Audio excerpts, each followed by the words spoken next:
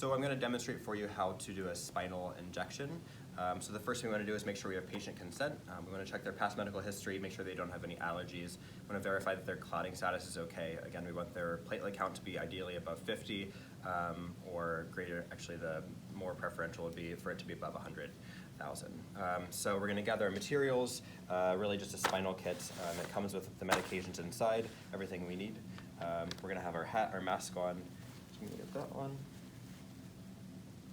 You know, have the patient sit up, get them in the right position, have them lean forward as much as they can like they're tying their shoe, have them push their back out against me. I'm going to start by feeling for the appropriate landmarks. So we're looking for the top of the hips on the side, and that's going to give us our L4 space, our L4 spinous process. And we're going to go right between L3 and L4 here. So I can feel both sides of the spinous processes, and I know right where I'm going to be. And then I usually take my fingernail and put a little mark push, just so I know and can see. All right, and now I'm going to take off my badge. I'm going to take off my watch. Let me open up my kit.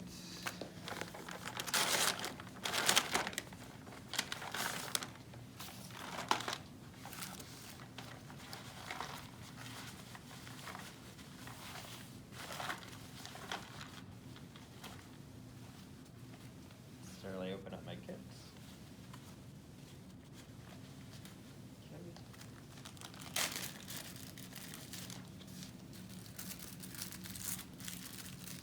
My gloves.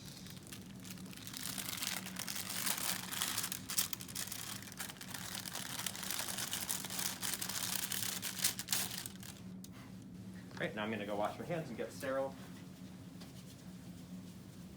And come back.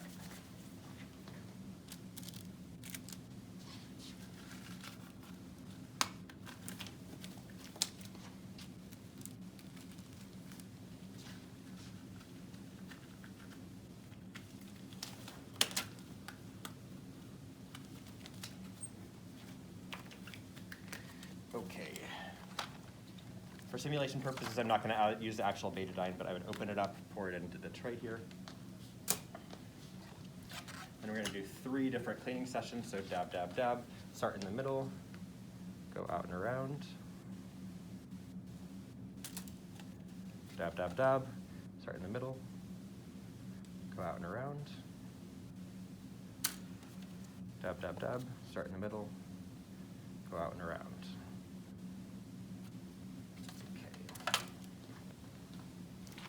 Now I'm going to apply my drape.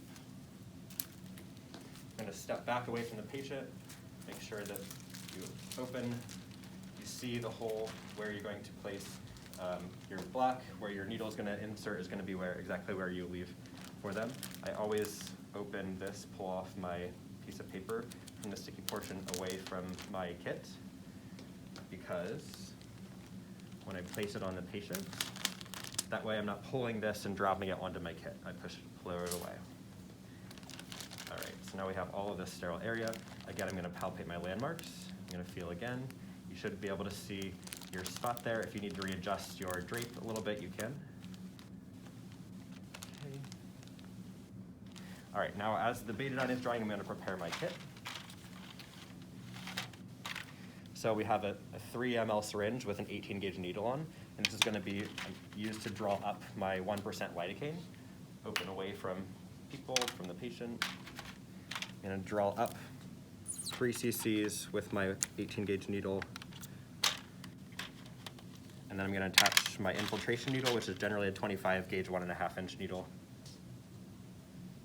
I'm going to use the filter here to draw up my spinal medication, which is going to be spinal bupivacaine. You can see it's 0.75% hyperbaric with dextrose 8.25%. And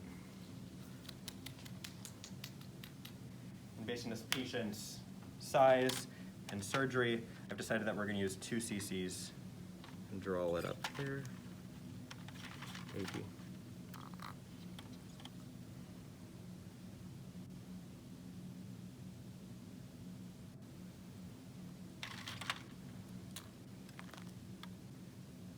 Okay. So then I always place everything in order. So I have my needle that I'm gonna use for the sub-Q infiltration. I have my actual syringe that I'm gonna use. I have my introducer here. I'm just gonna loosen the cap. I have my spinal needle here. I make sure that the introducer inside is tight, and then I loosen the cap for this one as well. So I'm gonna use my local infiltration, and then my introducer, and then my spinal needle, and then my medication. All right, so I'm going to then take my drape here, just dab, dab, dab any excess betadine to make sure that it's all dry. Again, we don't wanna track any wet betadine through because it's a caustic agent. And then I'm gonna take my sub-Q infiltration. Again, palpate your landmarks, know exactly where you're gonna go. I'm gonna feel, I'm gonna go right above. I'm gonna do a little wheel, and I'm gonna go in deep.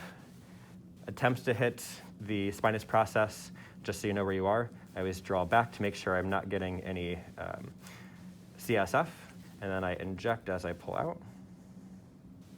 Okay. Next is your introducer. So again, right where you should see your skin wheel, I'm gonna go, I have my thumb on my spinous process here. I'm gonna roll right on top and do a slightly slightly cephalad insertion. And once it's in the intraspinous ligament, it should feel well seated, and it does. You can sort of tap on it, and once it's well seated, it shouldn't move around very much. Now I'm gonna take my spinal needle with the bevel up, or where it's gonna come out up, and that's always noted by this little notch on the stylet there. So that is up. So I'm gonna hold on to my introducer, insert my spinal needle, and then once I feel it pop, right there, I'm gonna pull out. I see fluid coming back, CSF. So then I'm gonna attach my syringe here. I'm gonna pull back, ensure that there should not be any air there. I'm gonna pull back and check for a swirl. Looks like I have a swirl. I'm gonna inject about half. I'm gonna look for a swirl again, swirl, inject the rest. And then I'm pulling this all out as a unit, the introducer and the spinal needle together. There we go. And this is ultimately all gonna go in the sharps. And now we're gonna take our drape off. If the patient's bleeding at all there, you can put some gauze there to hold a little pressure. But then we immediately want to sit the patient down and back so that way they don't get a saddle block. And then we're gonna check a blood pressure. Again, we wanna make sure we have fluids running, ideally 500 to a liter before we start the procedure. And that's it.